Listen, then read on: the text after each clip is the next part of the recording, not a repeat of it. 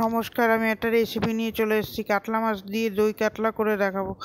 কড়াইতে মাছটা ধুয়ে ভালো করে ভেজে নিয়েছি, আর আলু দেবো, পেঁয়াজের পেস্ট করে নিয়েছি। তারপরে কড়াইতে তেল দিয়ে তেজপাতা, জিরা আর একটু এলাচ, লবঙ্গ দিয়ে ফোড়নে দিয়ে দেবো। দিয়ে তারপরে এটা আলুটা লাল করে ভেজে নেবো। তারপরে ওর মধ্যে লাল করে ভাজা হয়ে গেলে ওর মধ্যে পেঁয়াজের পেস্টটা দিয়ে দেবো। পেঁয়াজের পেস্ট দেওয়ার সাথে কাঁচা গন্ধটা কেটে গেলে স্বাদ মতন লবণ দেবো, হলুদ আর রোজকার যা মশলা সেই দিয়ে ভালো করে কষিয়ে নেব।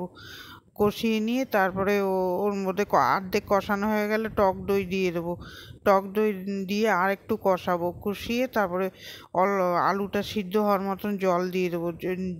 আলুটা সিদ্ধ হয়ে গেলে, জল ঝাল হয়ে গেলে লবণটা চেক করে ওর মধ্যে মাছগুলো দিয়ে দেবো। মাছ দিয়ে নামানোর আগে গরম মশলা দিয়ে নামিয়ে নেবো। কার কার ভালো লাগলো একটা লাইক দেবেন আর আমার সাথে থাকবেন।